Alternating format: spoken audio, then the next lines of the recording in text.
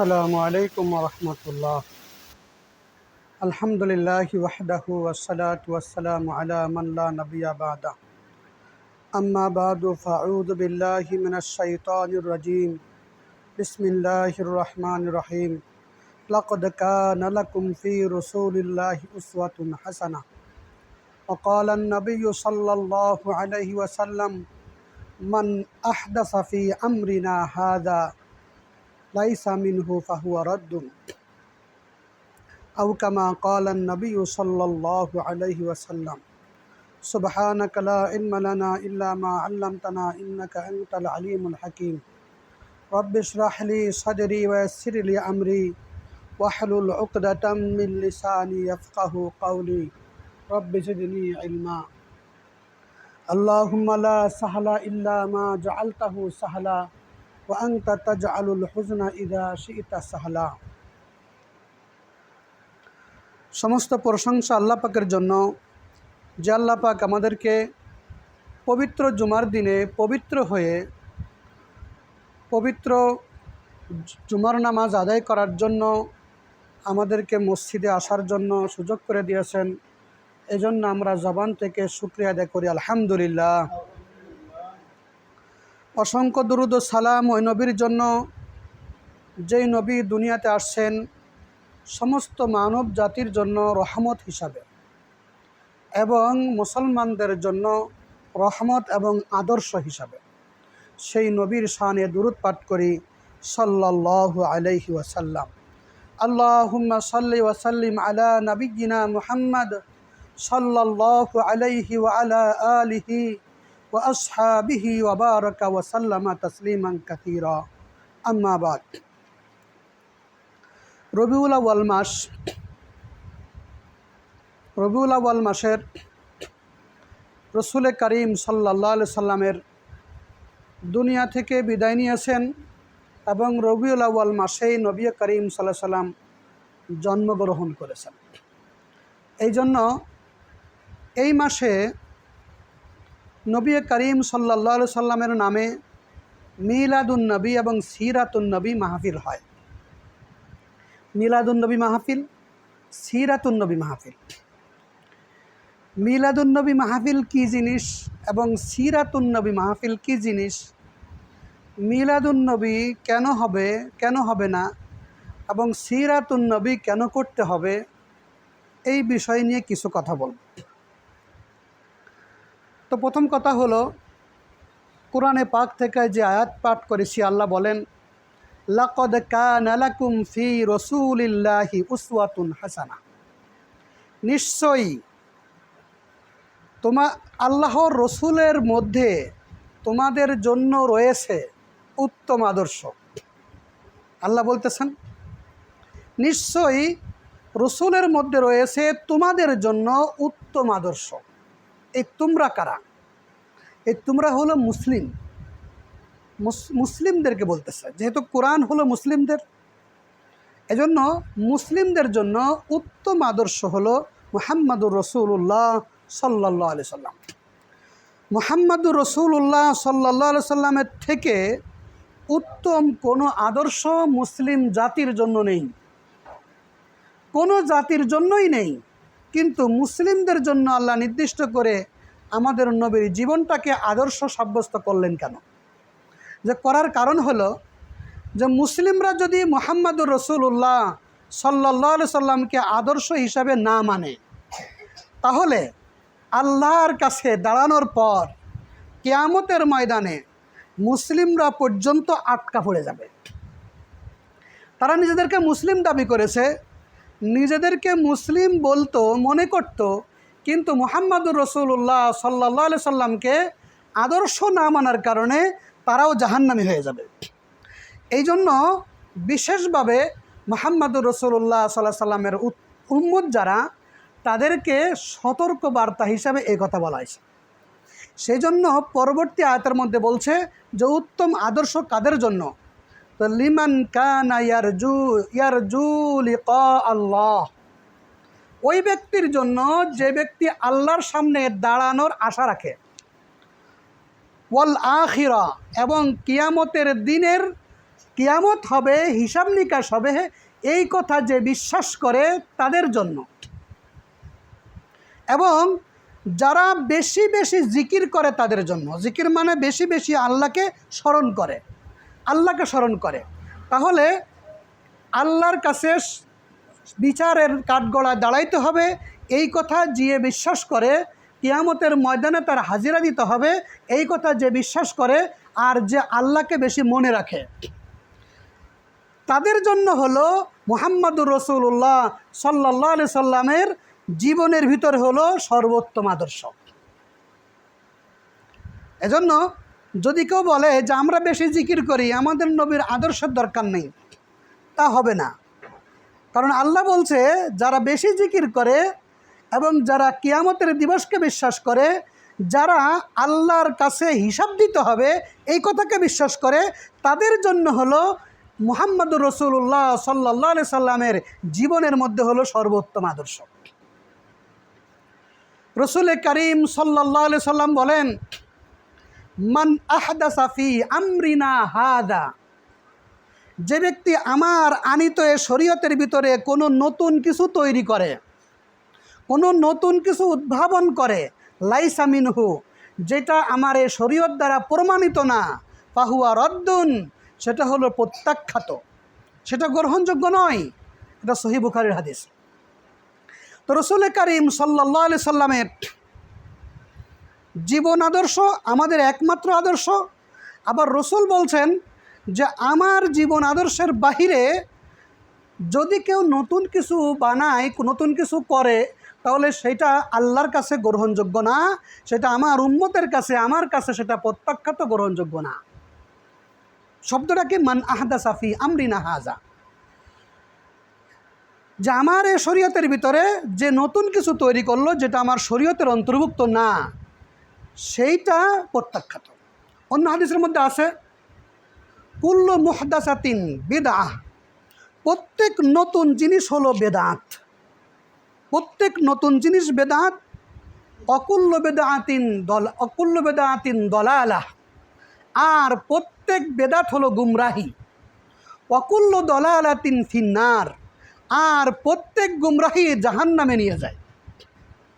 এখন আসেন, একটা জেহেনের জট, এটাই নিয়ে মূল আজকে বেশি আলোচনা করব। কারণ বেদাত যে খারাপ জিনিস এটা কিন্তু সবাই জানে, আমি এর জন্য ওইদিকে যাব না। বেদাত খারাপ জিনিস এটা সবাই জানে, কিন্তু বেদাত কী জিনিস এটা কিন্তু সবাই জানে না। বেদাত কী জিনিস? কেউ কেউ বলেন, মানে কিছু মূর্খ তারা বলেন যে এই টুপি বেদাত, এই জামা বেদাত, এই স্যান্ডেল বেদাত, এই মোবাইল বেদাত, এই মসজিদ বেদাত, তারপরে এই প্লেন বেদাত, এই প্লেনে হজে যাওয়া বেদাত। এরকম শুনেছেন না? কারণ এগুলো নতুন, এগুলো নবীর জামানায় ছিল না, সাহাবাদের জামানায় ছিল না। তাহলে এই বিষয়টা আমাদের একটু বোঝা দরকার যে বেদাত আসলে কি জিনিস। রাসূল এখানে বলছেন মান আহদাসা ফি আমরিনা হাযা লাইসা মিনহু ফাহুয়া রাদ্দুন, যে ব্যক্তি নতুন কিছু তৈরি করলো আমার এই শরীয়তে, যা আমার এই শরীয়তের অন্তর্ভুক্ত না, সেটা প্রত্যাখ্যাত। তাহলে এখন আমার এই শরীয়তের অন্তর্ভুক্ত না, নতুন কি? নতুন বলতে নবী এবং সাহাবী, নবীর ছাত্র কারা? সাহাবী। আর নবীর ছাত্রের ছাত্র হলো তাবেঈ, আর নবীর ছাত্রের ছাত্র হলো তাবেঈ। রাসূল একটা দোয়া করেছেন, আল্লাহুম্মা গফিরিল আনসার, হে আল্লাহ তুমি আনসারদেরকে মাফ করে দাও, আনসারি সাহাবীদেরকে মাফ করে দাও। আল্লাহুম্মা গফির আবনা আল আনসার, হে আল্লাহ আনসারদের ছেলেদেরকে মাফ করে দাও। আল্লাহুম্মা গফির আবনা ইল আনসার, হে আল্লাহ আনসারদের ছেলেদেরকে মাফ করে দাও। তাহলে গ্রুপ কয়টা হলো? তিনটে। আনসারদের ছেলেরা, আনসারদের ছেলেরা, তিন গ্রুপ। আর এক হাদিস আছে, রাসূল করিম সাল্লাল্লাহু আলাইহি সাল্লাম বলেন খায়রু উম্মতি করনি, এটা আপনারা খুতবার মধ্যে শুনেছেন, এই হাদিস সবাই মুখস্থ। খায়রু উম্মতি করনি, আমার উম্মতের সর্বোত্তম জামানা হলো আমার জামানা, তার মানে আমার সাহাবীদের জামানা। সুম্মাল্লাযীনা ইয়ালুনাহুম, তারপরে হলো পরবর্তী জামানা। সুম্মাল্লাযীনা ইয়ালুনাহুম, তারপরে হলো তার পরবর্তী জামানা। তাহলে সাহাবি, তাবিঈ, তাবে তাবি, এই জামানা। তাহলে এখানে ওই হাদিসের থেকে আনসারের ছেলেরা, তার ছেলেরা, আর এই হাদিসের মধ্যে সাহাবি, তাবি, তাবে তাবি, এই 3 প্রকার পাওয়া গেল। এটাকে বলে স্বর্ণযুগ। এই যুগের ভিতরে ধর্মের নামে সওয়াবের নিয়তে যেই কাজটা ছিল না, সেই কাজটা যদি আমি করি ধর্মের নামে সওয়াবের নিয়তে, তাহলে সেটা হলো বেদাত। সহজ কথা। সাহাবি, তাবি, তাবে তাবির যুগে, অর্থাৎ স্বর্ণযুগে যেই কাজটা ধর্মের নামে সওয়াবের নিয়তে করা হতো না, সেই কাজটা যদি পরবর্তী কোনো জামানায় সওয়াবের নিয়তে ধর্মের নামে করা হয়, ওটা হলো বেদাত। আচ্ছা বলেন তো, গান বাজনা করা হারাম না? এখন গান বাজনা যদি কেউ, গান বাজনা কি নবীর যুগে ছিল না? ছিল। কাফেররা বাজাইতো। সাহাবীদের জামানায় ছিল না? ছিল, কাফেররা বাজাইতো। তাবিদের জামানায় ছিল, তাবিদের জামানায় ছিল। কিন্তু তারা কি ধর্মের নামে করত? ধর্মের নামে করতো না। সওয়াবের নিয়তে করতো না, সওয়াবের নিয়তে করতো না। বুঝতে হবে, নবীর জামানায় যা ছিল তাই সুন্নত না, সাহাবীদের জামানায় যা ছিল তাই সুন্নত না। নবী, সাহাবি, তাবি, তাবে তাবি, আনসারদের ছেলেরা, তার ছেলেরা, তাদের জামানায় যেই কাজটা ধর্মের নামে সওয়াবের নিয়তে করা হতো, ওটা হলো সওয়াবের কাজ, ওটা হলো দ্বীনের কাজ। লাইসা মিনহু বলছে, যেটা আমার ধর্মের অন্তর্ভুক্ত না, ওটা ধর্মের অন্তর্ভুক্ত। যেটা স্বর্ণযুগে ধর্মের নামে সওয়াবের নিয়তে করা হতো, ওইটা হলো ধর্মের কাজ। আর যেটা তারা করতে হলো ধর্মের নামে না, যেমন মূর্তি পূজাও ছিল। আমাদের নবীর জামানায় কি মূর্তি পূজা ছিল না? ছিল। সাহাবীদের জামানায়, সৌদি আরবেতে বর্তমানে মূর্তি পূজা নেই, কিন্তু নবীর জামানায় ছিল, হজরত আবু বকরের জামানায় ছিল। হ্যাঁ, ওমরের জামানায় বন্ধ হয়ে যায়, কিন্তু হজরত ওমরের 2 বছর পর্যন্ত এই সৌদি আরবের মতন জায়গায়ও মূর্তি পূজা ছিল। তাহলে সেই মূর্তি পূজাটা কি করা হতো ধর্মের নামে? অর্থাৎ ইসলাম ধর্মের নামে করা হতো? ইসলাম ধর্মের নামে করা হতো না। তারা সওয়াবের নিয়তে করতো না, তারা করতো ফুর্তির নিয়তে, বিনোদনের নিয়তে, বিনোদন আনন্দের নিয়তে করতো। তো নবীর জামানায়, সাহাবীদের জামানায় যেটা ধর্মের নামে সওয়াবের নিয়তে করা হতো না, সেটা যদি আমি আপনি ধর্মের নামে সওয়াবের নিয়তে করি, তাহলে ওটা হবে বিদআত। আচ্ছা, নবীর জামানায় টুপি ছিল, সাহাবীদের জামানায় কী ছিল? টুপি ছিল, কিন্তু টুপিটা কীরকম ছিল এটা জানা যায়নি, এটা জানা যায়নি। তাহলে এখন আমরা যে কোনো টুপি যদি পরি, তাহলে কি হচ্ছে? সওয়াব আদায় হয়ে যাচ্ছে। তা এখন ওনারা বলে যে কি, যে এই টুপি বেদাত। কেন? এই টুপি নবীকে জামানা ছিল না, সাহাবাকে জামানা ছিল না। আমরা এই টুপি যে সুন্নত, এটাকে মনে করি। যদি করতাম তাহলে ইমামরা বলতো কি, কী ব্যাপার আপনি ওই টুপি দিয়েছেন কেন? আবার এক টুপি হওয়া লাগবে। কোন ইমাম কইছে যে সবাই আর এক টুপি পরে আসতে হবে? কইনি তো। কী জন্য? যে টুপির বিবরণ হাদিসে নেই, কিন্তু টুপি আছে, এটা হাদিসে আছে। সাহাবীদের জামানায়, তাবিদের জামানায় টুপি আছে, কিন্তু সেই টুপিটা বিজাতিদের সাথে যেন সাদৃশ্য না হয়, বিজাতিদের সাথে যেন সাদৃশ্য না হয়, এইটুক। এবং সেই টুপিটা মার্জিত হতে হবে, তাই না?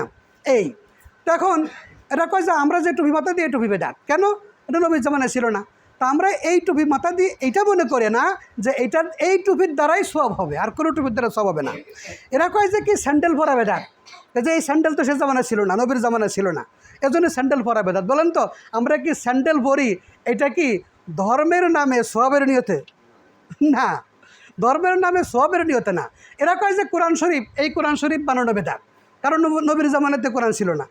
হ্যাঁ, নবীর জামানায় কোরআন ছিল না। আমরা এই কোরআন ধর্মের নামে সওয়াবের নিয়তে করি না, এটা করি হলে হেফজের জন্য, হেফজ করার জন্য, এটা হলো পড়ার জন্য, এটা পড়ার জন্য, এটা ধর্মের অংশ হিসাবে করি না। এরা কয় যে এইভাবে মসজিদ বানানো বেদাত, এভাবে এসি দিয়ে ফ্যান দিয়ে মসজিদ বানানো বেদাত। কেন? এটা নবীর জামানা ছিল না, সাহাবীদের জামানা ছিল না।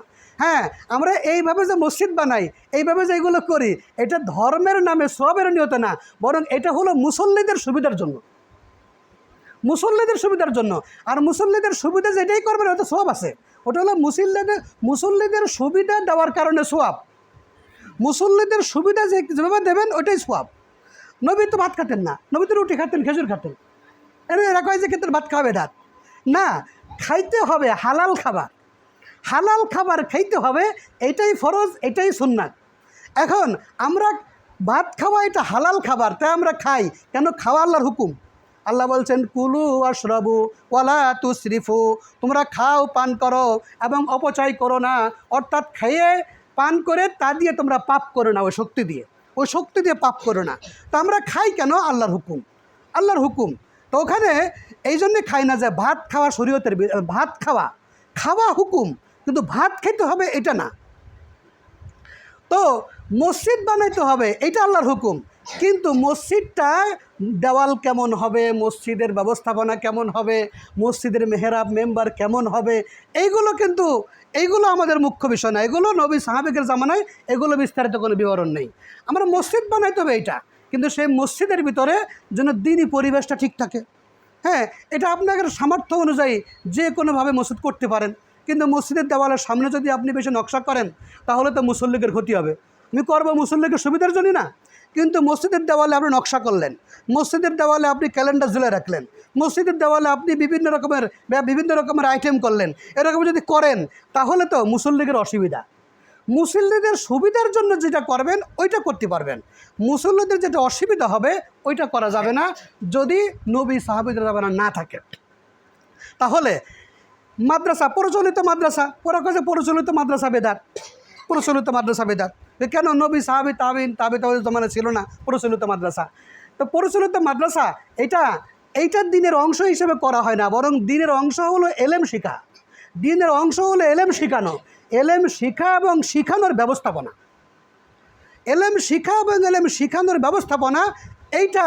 এইটা শরীয়তের অংশ না, যদি কেউ এটাকে শরীয়তের অংশ মনে করে, আপনি এলেম মাদ্রাসা ছাড়া শিখতে পারবেন না, মাদ্রাসা ছাড়াও শিখতে পারবেন, কিন্তু আলেমের কাছে যেয়ে শিখতে হবে। শুধু এইটুক বলি আমরা, মাদ্রাসা জরুরি না, কিন্তু আলেমের কাছে এলেম শিখতে হবে। যেহেতু নবীর কাছে সাহাবীরা শিখেছে, সাহাবীদের কাছে তাবিনরা শিখেছে, কিন্তু প্রচলিত মাদ্রাসা ব্যবস্থাপনা এটা জরুরি না। জরুরি হলো আপনার শিখতে হবে এলেম, আর মাদ্রাসা হলো একটা সুব্যবস্থা। তাহলে এই মাদ্রাসা বেদাত না। কেন? যে এই মাদ্রাসা শরীয়তের অংশ না, এটা শরীয়তের অংশ হিসেবে করি না আমরা, এটা করি হলো কেন? যে এলেম শিখা ফরজ, আর এলেম শেখার একটা সুব্যবস্থাপনা, এই জন্য আমরা এটা শিখি। তাহলে এই কথাটুক সংক্ষেপে বুঝাইতে পারলাম যে তারা যে প্রশ্নগুলো করে যে এই মিলাদুন্নবী যদি বেদাত হয় তাহলে তো এই সব বেদাত, এই কথার একটা সংক্ষিপ্ত উত্তর দিলাম। এবার আসেন মিলাদুন্নবী আর সিরাতুন্নবী, এটা আলোচ্য বিষয়।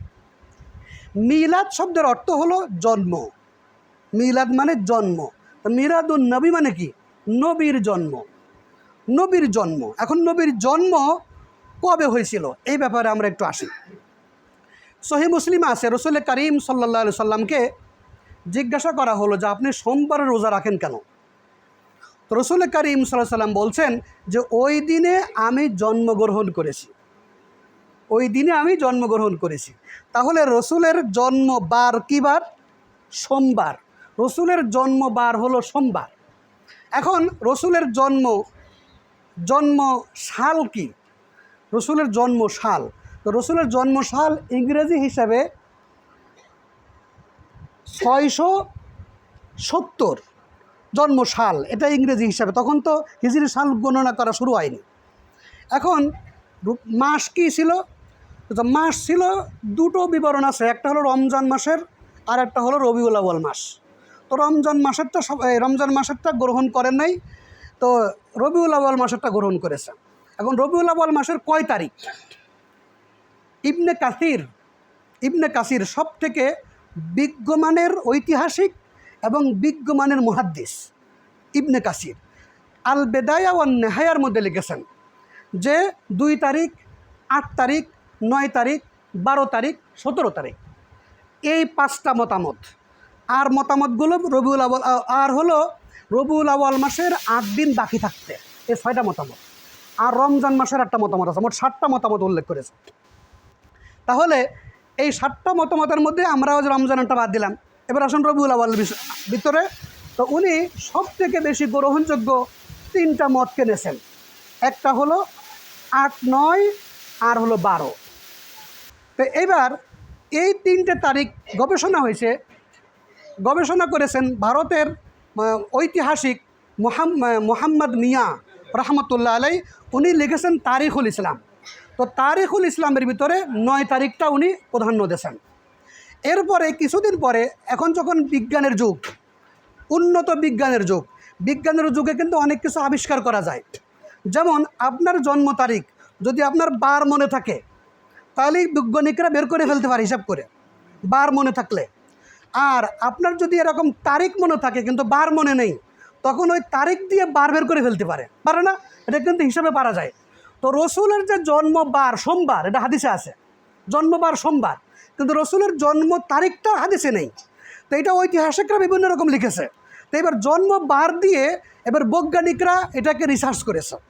মুসলিম বৈজ্ঞানিকরা মিশরের মাহমুদ পাশা, মিশরের আন্তর্জাতিক বড় মানের বৈজ্ঞানিক মাহমুদ পাশা, উনি এ রসুলের এই সোমবার এবং রবিউল আউয়াল মাস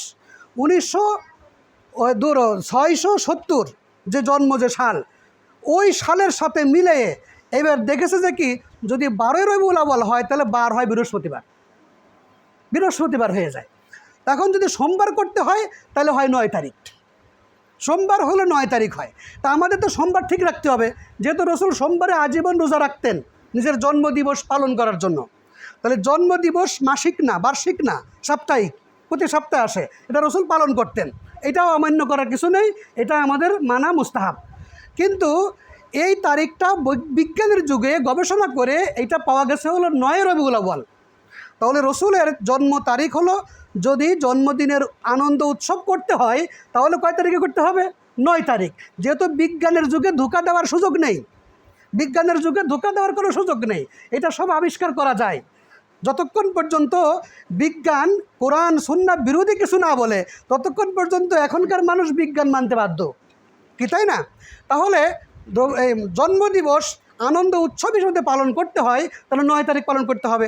এবার আসুন, রসুলের মৃত্যু দিবস কবে? রসুলের মৃত্যু দিবস 12 রবিউল আউয়াল। এটা বুখারিতে আছে কিতাবুল মাগাজি, এবং সমস্ত হাদিসের কিতাবে আছে, সমস্ত সিরাতের কিতাবে আছে। এই ব্যাপারে সবাই একমত যে নবী করিম সাল্লাল্লাহু আলাইহি সাল্লামের মৃত্যু ছিল 12 রবিউল আউয়াল। তাহলে রসুলের জন্ম তারিখ হচ্ছে 9 রবিউল আউয়াল, আর রসুলের মৃত্যু তারিখ হচ্ছে 12 রবিউল আউয়াল। তো রসুলের মৃত্যু দিবসে কেন আমরা আনন্দ করব? মৃত্যু তারিখে কেন আমরা আনন্দ করব? আনন্দ যদি করতেই হয় তাহলে তো ওটা 9 তারিখ হবে। এইগুলো একটা বিষয়। দ্বিতীয় বিষয় হলো, যে আমি বলছিলাম যে বেদাতের কথা, নবী করিম সাল্লাল্লাহু আলাইহি সাল্লাম বেঁচে ছিলেন কত বছর? 63 বছর। 63 বছর বয়সে 12 রবিউল আউয়াল কতবার আসছিল? 63 বার। তাহলে এই 63 বার রসুল করিম সাল্লাল্লাহু আলাইহি সাল্লাম কী করেছেন, কীভাবে পালন করেছেন? আল্লাহ তো কোরআনে বলছেন, আমি আপনাদেরকে আয়াত পড়ে শোনালাম, লাকাদ কানা লাকুম ফি রাসূলিল্লাহি উসওয়াতুন হাসানা, তোমাদের জন্য উত্তম আদর্শ হলো রসুলুল্লাহর মধ্যে। তাহলে রসুলের 63 বছর জীবনের ভিতরে 63 বার রবিউল আউয়াল মাস আসছে। রসুল তো কিছু করেন নাই, কিছুই তো পাওয়া যায় না, কোনো হাদিসের কিতাবে পাওয়া যায় না, রসুল তো কিছু করেন নাই। এরপর আসেন আবু বকর সিদ্দিক রাদিয়াল্লাহু আনহু, আল্লাহ রসুলকে ভালোবাসতেন না? কীরকম ভালোবাসতেন? আবু বকর কিন্তু গরিব মানুষের ছেলে ছিলেন না, আবু বকর কিন্তু যেমন তেমন লোক ছিলেন না, মক্কার একজন প্রভাবশালী ব্যক্তি ছিলেন এবং প্রভাবশালী ব্যবসায়ী ছিলেন। তার সমস্ত ধন সম্পদ সব আল্লাহ রসুলের নামে সব বিলি করে দিয়েছে না, এই দিন কায়েমের জন্য বিলি করে দিয়েছেন না, রসুলের মহাব্বতে। আল্লাহ রসুল যা বলেছেন সম্পূর্ণ বাস্তবায়ন করেছেন আবু বকর সিদ্দিক রাদিয়াল্লাহু আনহু, কিছুই কমতি করেন নাই। মেরাজের ঘটনা সবাই হাসি রহস্য করতেছে, আর আবু বকরের কাছে গেছে, আবু বকর কি বলছে, যদি মুহাম্মাদের জবান থেকে এই মিরাজের এই বিস্তারিত ঘটনা যদি বের হয়ে থাকে তাহলে অবশ্যই সে সত্য বলেছে, এখানে আমার কোনো যুক্তি চলে না। সেই আবু বকর রসুলকে এত ভালোবাসতেন, তো আবু বকর খেলাফতে ছিলেন 2 বছর, তো 12 রবিউল আউয়াল 2 বার পাইছেন, তাহলে উনি সরকারিভাবে পালন করতেন, উনি সাহাবীদেরকে নিয়ে পালন করতেন, কই সেরকম তো কোনো ঘটনা নেই। তাহলে আমার ভালোবাসা রসুলের প্রতি আবু বকরের থেকে কি বেশি হয়ে গেল? এরপরে হযরত ওমর রাদিয়াল্লাহু আনহু, সহিহ মুসলিমের হাদিস, যে আমার পরে যদি কোনো নবী হতো তা ওমর আমার পরে নবী হতো। লাউ কানা বাদি নবিয়্যুন, যদি আমার পরে কোনো নবী হতো লাকানা ওমর, ওমর নবী হতো। কিন্তু সেই ওমর রাদিয়াল্লাহু আনহু 10টা বছর ইসলামী খেলাফত পরিচালনা করেছে। এই 10টা বছরের ভিতরে 12 রবিউল আউয়াল তো 10 বার আসছে। সেই 10 বার হযরত ওমর রাদিয়াল্লাহু আনহু কী করেছেন? আমরা জানি যে কোনো সিরাতের কিতাবে এবং কোনো ইতিহাসের কিতাবে, কোনো হাদিসের কিতাবে এই বিষয়ে নেই যে হজরত ওমর কিছু করেছেন। বরং হজরত ওমর কী করেছেন? হজরত ওমর বললেন কি, যে আমাদের তো একটা তারিখ লিখতে হবে সিল স্বাক্ষর করতে গেলে সরকারি খাতায়, তো তারিখ সালটা আমরা কিভাবে গণ্য করব। সাহাবীদেরকে নিয়ে এরকম সংসদে বসলেন, আইনসভা ডাকলেন। তো আইনসভার মধ্যে একজন প্রস্তাব দেশে, যিনি সাহাবী না, প্রস্তাব দেশেন যে রসুলের জন্মদিন থেকে আমরা বর্ষ গণনা করি। তাহলে আমাকে বর্ষ যেহেতু গণনাই করতে হবে, তো রসুলের জন্মদিন থেকে বর্ষ গণনা করি। তো এই জিনিসটা নতুন মুসলমান যারা, তাদের কাছে খুব ভালো লেগেছে যে রসুলের জন্মদিন সবাই জানা থাকবে, সেই দিন থেকে আমরা কী করবো, সাল গণনা করি। তখন হজরত ওমর রাদিয়াল্লাহু আনহু প্রত্যাখ্যান করলেন, বললেন যে এইটা হলো বিজাতিদের কাজ। মান তাশাব্বাহা বিকওমিন ফাহুয়া মিনহুম, যেই জাতির সাথে সাদৃশ্য রাখবে সেই জাতির হাসর নসর হবে ওই জাতির সাথে। এই দিবস পালন করা, জন্মদিবস পালন করা, জন্মদিবস হিসাব করা, যে এইগুলো সব হলো বিজাতিদের সংস্কৃতি, এই সংস্কৃতি আমাদের কাছে গ্রহণযোগ্য না। তাই হজরত ওমর প্রত্যাখ্যান করে তারপরে সাহাবায়ে কেরাম পরামর্শ দিলেন যে নবীর হিজরতের ঘটনা হলো সব থেকে আলোড়ন সৃষ্টি করার ঘটনা, হিজরতের ঘটনা। তাই নবী যেদিন হিজরত করেছে, যেই মাসে হিজরত করেছে, ওই সাল থেকে বছর গণনা করা হোক। তো এখন হিজরি সাল, আমরা হিজরি সাল পাইছি, রসুলের জন্মসাল তো পাইনি। ঈসা আলাইহিস সালামের জন্মসাল কত? 2024 সাল। এটা হলো ঈসা আলাইহিস সালামের জন্মসাল। এটা খ্রিস্টানরা এই হিসাব করেছে, কিন্তু মুসলমানরা মুহাম্মদুর রাসূলুল্লাহ সাল্লামের জন্মসাল হিসাব করে নাই, মুহাম্মদুর রাসূলুল্লাহ সাল্লামের হিজরি সাল হিসাব করেছে। কি জন্য? যাতে করে মুসলমানরা সিরাতুন নবী নিয়ে গবেষণা করে, মিলাদুন নবী নিয়ে যেন গবেষণার প্রয়োজন না হয়। এজন্য সিরাতুন নবীর সম্পর্ক হলো হিজরতের সাথে, হিজরতের সম্পর্ক সিরাতুন নবীর সাথে। এই জন্য হিজরি সাল মুসলমানরা গণনা করে। এরপর আসেন, এই উপমহাদেশে একটা বাংলা সাল আছে না, বাংলা সাল। এই বাংলা সাল এটাও কিন্তু 1400 কত জন, এটাও কিন্তু হিজরির সাথে মিল করেছে। হিজরির সাথে মিল করেই কিন্তু বাংলা সাল। পার্থক্য কি? পার্থক্য হলো বাংলা সালে হলো 365 দিন, আর হিজরি সালে হলো 355 দিন। এই পার্থক্যের কারণে হিজরি সালের সংখ্যা আগে গেছে আর বাংলা সালের সংখ্যা পিছ হয়ে গেছে। কিন্তু হিজরির থেকেই গণনা শুরু বাংলা সালের। বাংলা সালও কিন্তু হিজরির থেকে গণনা শুরু। হ্যাঁ, তখন তো এরকমভাবে নবীর জন্মদিবস থেকে বাংলা সাল করতে পারত, তা তো করে নাই। এজন্য এটা বাঙালি সংস্কৃতিও না, এটা মুসলিম সংস্কৃতিও না, এটা হলো একটা নতুন কুসংস্কার। হজরত উসমান রাদিয়াল্লাহু আনহু তিনি খেলাফতে ছিলেন 12 বছর। এই 12 বছর 12ই রবিউল আউয়াল 12 বার পাইছেন, 12 বছর ধরে পাইছেন। কই, উনি তো কিছু করেন নাই। তাহলে হজরত উসমানের থেকে আমার ভালোবাসা কি বেশি হয়ে গেল? হজরত আলী রাদিয়াল্লাহু আনহু হজরত উসমানের কাছে আল্লাহর নবী 2 মেয়ে বিয়ে দিয়েছেন। 2 মেয়ে একসাথে বিয়ে দেওয়া যায় না, 2 মেয়ে একসাথে কারোর কাছে বিয়ে দেওয়া যায় না, বিয়ে হবে না। এটা এক মেয়ে বিয়ে দিয়েছে, মারা গেছে, তো নবী আরেক মেয়ে তার কাছে বিবাহ দিয়েছে। তাহলে নবী হজরত উসমানকে কেমন ভালোবাসতেন? এর জন্য বলা হয় জিন নূর আইন। ও তাহলে তো নবী নূর, জিন নূর আইন, তাহলে নবী তো নূর। হ্যাঁ, নবী নূর, নবী নূর, এই কথাই সঠিক, কিন্তু নবী নূর তৈরি না। যেমন নাকি লাইট, এই লাইটটা কিসের তৈরি? কাঁচের তৈরি, কাঁচ, প্লাস্টিক এবং লোহার তৈরি, কিন্তু এটা লাইট তৈরি হলো অন্য কিছুর, কিন্তু লাইট। তো নবী মাটির তৈরি, আল্লাহর নূর। নবী হলেন মাটির তৈরি, আল্লাহর নূর। সে নূরটা হলো হেদায়েত। নবীর পুরাটাই হেদায়েত। নবীর চোখ হেদায়েত, ভুরু হেদায়েত, কপাল হেদায়েত, চুল হেদায়েত, নবীর আঙ্গুল হেদায়েত, হাত হেদায়েত, নবীর আপাদ মস্তক পুরা শরীরটাই হেদায়েত। এজন্য শামায়েলে তিরমিজি নামক একটা সিয়াসিত্তার কিতাবের অংশ আছে, যে নবীর শরীরের গঠন কেমন ছিল, নবী হাসতেন কেমন, ঠোঁট কেমন ছিল, মোষ কেমন ছিল, কান কেমন ছিল, বিস্তারিত বিবরণ আছে। আপনারা গর্ভবতী মায়ের সামনে ওটা পড়ে পড়ে শোনাবেন, তাহলে হয়তো আপনার বাচ্চা ওই নবীর মতন সুন্দর হতেও পারে। আল্লাহ করতে পারে না নবীর বরকতে। এজন্য শামায়েলে তিরমিজির তালিম দিতে পারেন গর্ভবতী মায়ের পাশে। আমি বলছি না যেটা দেওয়াই লাগবে এরকম না, দিতে পারেন। তো নবীর পুরা শরীরটাই হেদায়েত, তাই নূর, তাই বলছে দিন নূর আইন। অর্থাৎ তার কাছে 2 মেয়ে বিয়ে দিয়েছেন, এজন্য দিন নূর আইন বলেন। তাহলে নবী হজরত উসমান রাদিয়াল্লাহু আনহুর ভালোবাসা রসুলের প্রতি ছিল আমাদের থেকে বেশি ছিল। হজরত আলী রাদিয়াল্লাহু আনহুকে ফাতেমাকে বিয়ে দিয়েছেন, এবং বলছেন বহু অসংখ্য হাদিস আছে যে আলী আমার থেকে, আমি আলী থেকে, এরকম বহুত হাদিস আছে। এই হজরত আলী রাদিয়াল্লাহু আনহু 5 বছর শাসন করেছেন। এই 5 বছর 12 রবিউল আউয়াল মাস কয়বার আসছে? 5 বার আসছে। এই 5 বারে তিনি কি করেছেন, হজরত আলী কি করেছেন? তো হজরত আলী রসুলের প্রতি বেশি ভালোবাসা ছিল না আমাদের ভালোবাসা বেশি? হজরত আলীর ভালোবাসা বেশি ছিল না? হজরত আলীর ছেলে হজরত হাসান রাদিয়াল্লাহু আনহু 6 মাস শাসন করেছেন। এরপরে হজরত আবু বকর সিদ্দিকের মেয়ে হজরত আসমা, আর আসমার ছেলে আবদুল্লাহ ইবনু জুবাইর, উনি শাসন করেছেন 13 বছর মক্কা মদিনায়, 13 বছর শাসন করেছেন।